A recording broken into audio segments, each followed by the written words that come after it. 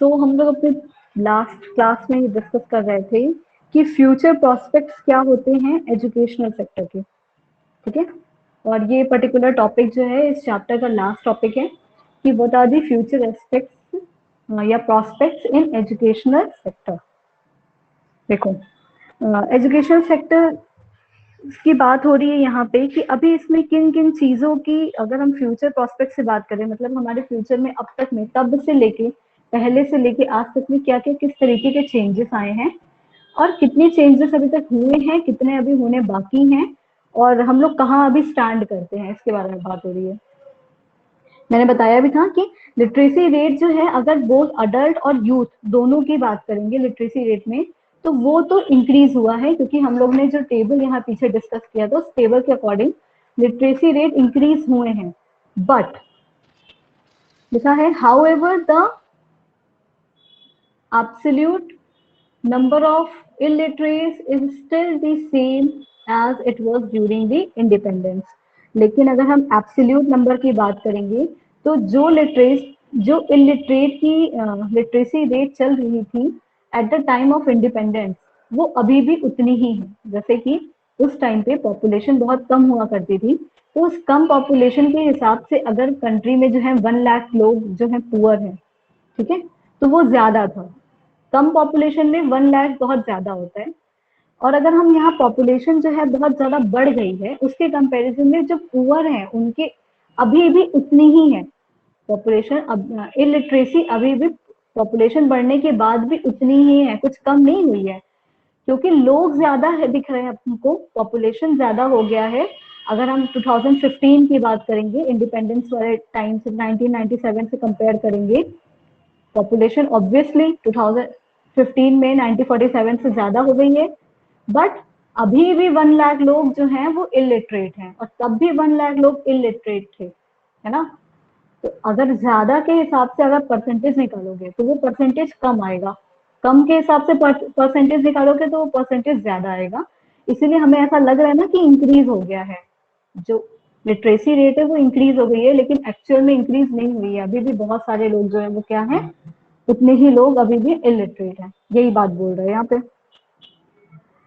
Next लिखा हुआ है कि जो डिफरेंस है बिटवीन दी लिटरेसी रेट में, between the male and female, male and female के बीच में जो अंतर है लिटरेसी रेट का, इज नैरोइंग। क्या हो रहा है, वो नैरो हो रहा है, यानी कि वो डिफरेंस जो है वो डे बाय डे ज्यादा से कम होता जा रहा है, नैरो हो रहा है। यानी जैसे पहले अगर हम प्रीवियस डेटा की बात करेंगे तो मेल का जो है परसेंटेज हाई रहता था और फीमेल का लो रहता था, और ये धीरे धीरे क्या हो गया, फीमेल का भी बढ़ने लगा, यानी कि इनके बीच का डिफरेंस जो है वो इक्वल जैसा आ रहा है अभी तक, लेकिन फिर भी इक्वल नहीं हुआ, अभी नैरो हो रहा है, यानी कि इनके बीच की दूरियां जो है वो कम हो रही है। फीमेल भी जो है उनकी भी एजुकेशन लिटरेसी बढ़ गई है कंट्री में, बट स्टिल 100% जब तक लिटरेसी नहीं होगी तब तक कोई भी कंट्री को हम ये नहीं कह सकते हैं कि उसमें इक्वालिटी चल रही है, जेंडर इक्विटी नहीं चल रही है, जब तक दोनों की लिटरेसी 100% नहीं होगी, ठीक है। और अगर फ्यूचर प्रोस्पेक्ट में एक और पॉइंट आपकी बुक में भी लिखा हुआ है, उतना रिलेवेंट नहीं है, अगर हम बस समझ लेते हैं कि जो हायर एजुकेशन है, ये हम लोगों ने पीछे भी पढ़ा हुआ है, इसलिए मैंने अलग से नहीं लिखा। हायर एजुकेशन की अगर हम बात करेंगे तो हायर एजुकेशन जो है वो ज्यादातर किसके ऊपर रहा है, वो फ्यू टेकर्स ही उसके रह पाए हैं। फ्यू टेकर्स का मतलब होता है कि बहुत कम ऐसे सेक्शन ऑफ द सोसाइटी हैं जो ये हायर एजुकेशन को अफोर्ड कर सकते हैं। सिर्फ जो रिच सेक्शन है वो ही लोग हायर एजुकेशन को अफोर्ड कर पाते हैं, और जो प्राइमरी और सेकेंडरी में एजुकेशन के रिसोर्सेज होने चाहिए, जितनी फैसिलिटीज मिलनी चाहिए, वो आज भी जो है उतनी कंट्री में नहीं मिल रही है। तो गवर्नमेंट को क्या करना पड़ेगा, गवर्नमेंट को जो है हायर एजुकेशन के लिए रिसोर्सेज बढ़ाने हैं और अपने स्टैंडर्ड एजुकेशन के स्टैंडर्ड भी अच्छी करनी है, जिससे कि क्या हो, रिसोर्सेज बढ़ेंगे, यानी कि बहुत सारे लोग उसको अफोर्ड कर पाएंगे, है ना। हर सेक्शन की सोसाइटी जो है उस एजुकेशन के लेवल तक पहुंच पाए, वहां तक उसको अफोर्ड कर सके, उसे जो है ले सके, इसके लिए जो है गवर्नमेंट को काम करना पड़ेगा। The level of unemployment among the educated youth is highest. बोल रहे हैं यहाँ पे कि अगर हम एनएसएसओ का डेटा, एनएसएसओ का डेटा का मतलब क्या है? एनएसएसओ का फुल फॉर्म याद है आपको? National Sample Survey Organisation. जब भी डेटा कलेक्शन होता है तो यही करता है, ये ऑर्गेनाइजेशन है जो डेटा कलेक्शन का काम करता है। अगर उसके डेटा के अकॉर्डिंग 2000 की ईयर के डेटा के अकॉर्डिंग बात करेंगे तो अनएम्प्लॉयमेंट रेट जो है एजुकेटेड यूथ का वो 7.1% है।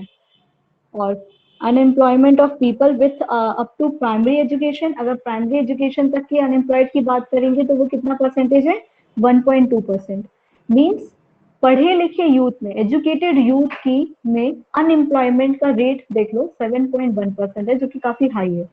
ठीक है, ये 2000 के डेटा के अकॉर्डिंग फिगर्स लिखे हुए हैं यहाँ पे। और अगर हम बात करेंगे ऐसे यूथ जिनकी सिर्फ प्राइमरी एजुकेशन कंप्लीट हुई है, उनमें अनएम्प्लॉयमेंट रेट है कितना? 1.2%।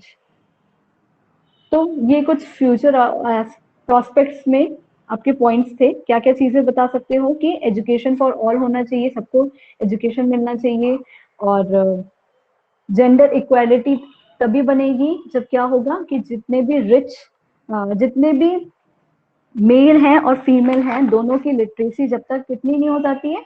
100% तक नहीं हो जाती है। ठीक है, ह्यूमन कैपिटल फॉर्मेशन चैप्टर से ये लास्ट टॉपिक था, ये लास्ट हेडिंग थी जो हम लोगों ने पढ़ी है। इसके बाद ये पर्टिकुलर यूनिट जो है यहीं पे कंप्लीट हो जाती है। नाउ टेल मी कि इस चैप्टर में किसी को कोई भी प्रॉब्लम आई है क्या? ऐसी कोई चीज जो समझ में ना आई हो या फिर से पूछ ली हो? कुछ एमसीक्यूज हैं चैप्टर से रिलेटेड, डिस्कस करते हैं कि फिजिकल कैपिटल क्या होता है। ये चीजें सबको समझ में आ गई है ना, फिजिकल कैपिटल और ह्यूमन कैपिटल के बीच में क्या डिफरेंस होता है। तो इन 4 ऑप्शन में से एक एग्जांपल जो है वो फिजिकल कैपिटल का नहीं है, बताओ कौन सा? Machinery, raw material, building, education and knowledge in people. Raw material. Ma'am machinery. Question सुना मेरा? Which of the following is not an example of physical capital? Physical capital का एग्जाम्पल नहीं है बोल रहा है यहाँ पे। ठीक है, not an example of machinery, building, raw material, education and knowledge in people. Raw material,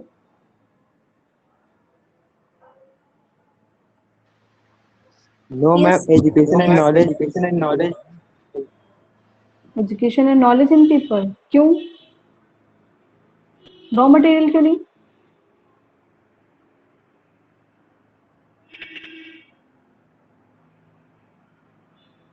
हाँ समझ।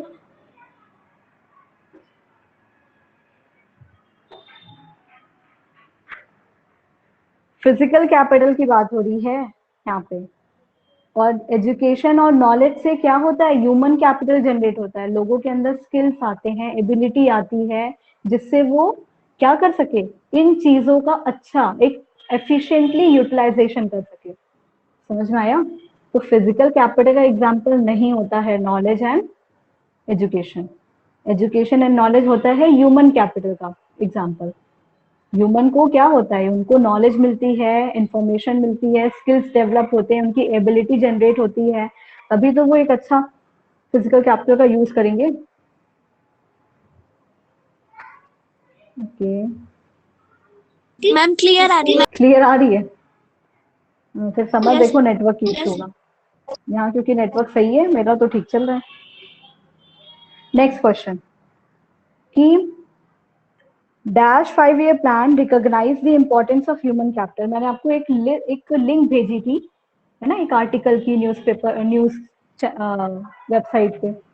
उसमें 5 ईयर प्लान के बारे में बताया था कि कौन सा 5 ईयर प्लान कब से स्टार्ट हुआ है और किस 5 ईयर प्लान का क्या जो है इम्पोर्टेंस रहा है। तो ये बताओ कि ह्यूमन कैपिटल का इम्पोर्टेंस कौन से वाले 5 ईयर प्लान में था? पढ़ा किसी ने उसको ध्यान से? किसी को याद है? थर्ड नहीं, थर्ड नहीं। ह्यूमन कैपिटल का इम्पोर्टेंस जो है वो 7th 5 ईयर प्लान में था। ठीक है, वहां पे ह्यूमन कैपिटल के बारे में बात हुई थी और उसको इम्प्रूव करने के लिए प्लान्स जनरेट किए गए थे। किस वाले 5 ईयर प्लान में? 7th 5 ईयर प्लान में।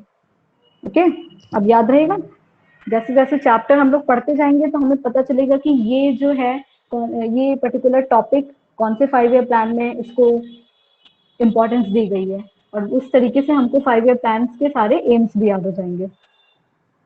ओके, 7th 5 ईयर प्लान में ह्यूमन कैपिटल पे इम्पोर्टेंस दी गई थी। In India which of the following organisation regulate the health sector, ये हम लोगों ने पढ़ा है कल ही की क्लास में कि हेल्थ सेक्टर को कौन सी रेगुलेटरी अथॉरिटी होती है इनमें से?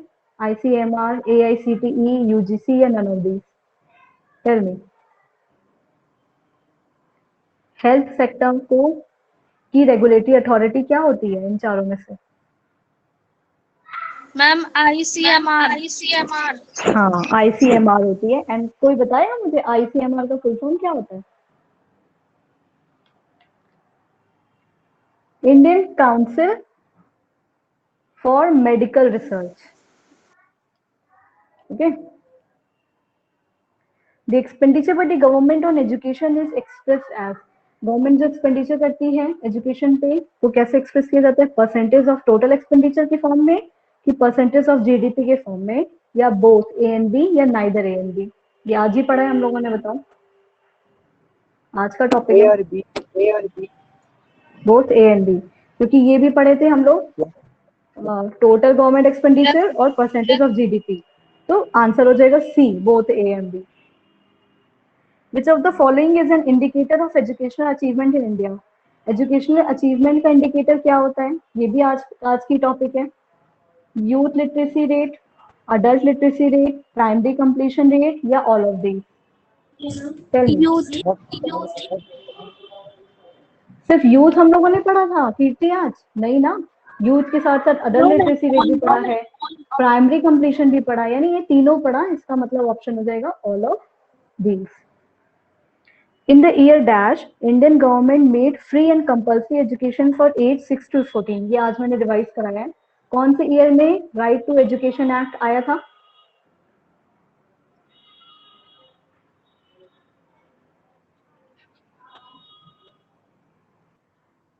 फ्री एंड कंपल्सरी एजुकेशन लिखा है, ये दिसंबर 2002 में स्टार्ट किया गया था, फ्री एंड कंपल्सरी एजुकेशन देना। ठीक है, एंड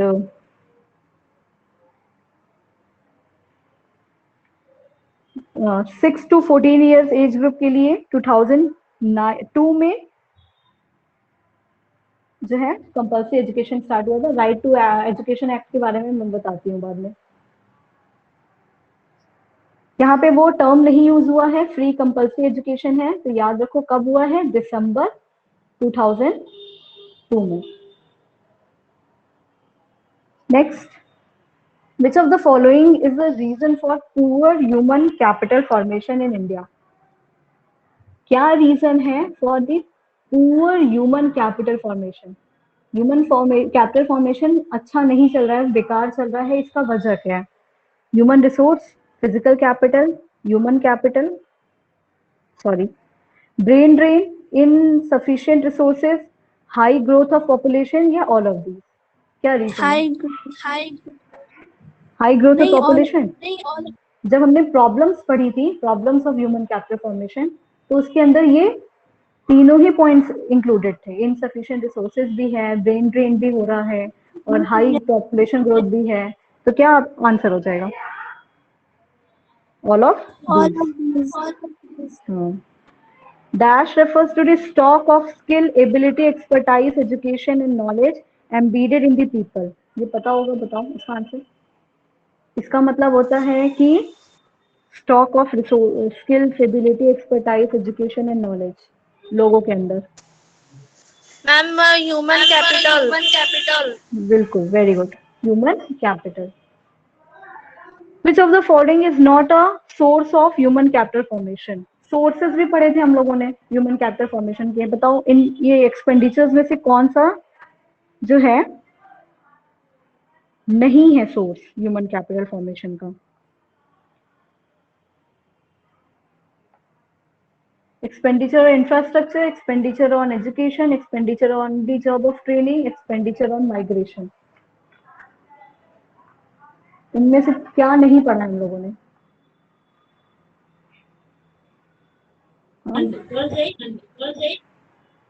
कौन सा ऑप्शन है?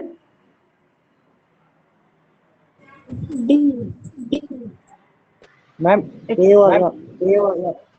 ए होगा, एक्सपेंडिचर ऑन इंफ्रास्ट्रक्चर।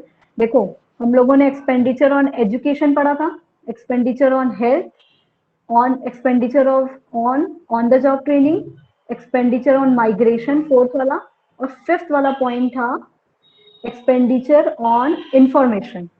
ये 5 टाइप के सोर्सेस पढ़े थे, मतलब 5 एक्सपेंडिचर्स पढ़े थे सोर्सेस के अंदर। इंफ्रास्ट्रक्चर का नाम नहीं लिया गया था उसमें। ह्यूमन कैपिटल फॉर्मेशन के लिए इंफ्रास्ट्रक्चर नहीं बोला गया था, क्योंकि इन बाकी चीजों पे खर्च करते हैं तो उसमें कैसे कैसे सारी चीजें, हेल्थ के अंदर हॉस्पिटल वगैरह सारी चीज आ जाती है, एजुकेशन के अंदर स्कूल वगैरह आ जाता है ना। माइग्रेशन के अंदर जो है, माइग्रेशन करने के लिए जो ट्रांसपोर्टेशन है और ये सारी चीजें आ जाती हैं। तो इंफ्रास्ट्रक्चर का कोई अलग से काम ही नहीं है, ये सारी चीजें ऑलरेडी कहीं ना कहीं इंक्लूड तो हो ही गई हैं। इन पे खर्चा करना एक तरह से इंफ्रास्ट्रक्चर ही तो एक तरह से हम लोग डेवलप कर रहे हैं। How much educational cess has been imposed by the government on all union taxes? जितने भी यूनियन टैक्सेस हैं, कितना एक्सपेंडिचर सेस लगता है? 1%, 4%, 2% या none of these? मैम 2%। 2% सही है? Yes ma'am. बिल्कुल, very good. Which what is the full form of ICMR? यहाँ हम लोगों ने डिस्कस किया ICMR का फुल फॉर्म क्या होता है? International council of medical research. गलत। No ma'am. Ma'am Indian council of medical research. Indian council of medical resource की मेडिकल रिसर्च। Ma'am research. तो बी ऑप्शन भी कंफ्यूजिंग है, Indian council of medical resource लिखा है, रिसोर्स और research में ध्यान रहे, रिसर्च वाला ऑप्शन करेक्ट है, ठीक है, ICMR के फुल फॉर्म के लिए। Next, which of the following is a major source of human capital formation in a country? Source बताना है, मेजर सोर्स इनमें से बताओ कौन सा है ह्यूमन कैपिटल फॉर्मेशन का कंट्री में? Expenditure on education, expenditure on defence, expenditure on infrastructure या नन ऑफ दीज? इसमें से एक ऑप्शन तो नन ऑफ दीज दे दिया गया है, बाकी दो हमें पता है कि वो इंक्लूडेड नहीं, तो कौन सा ऑप्शन हो जाएगा? Expenditure on education. हाँ, क्योंकि इंफ्रास्ट्रक्चर अभी हम लोगों ने ऊपर क्रॉस कर दिया कि नहीं होता, इंक्लूड नहीं होता है, नॉट अ सोर्स में लिख दिया।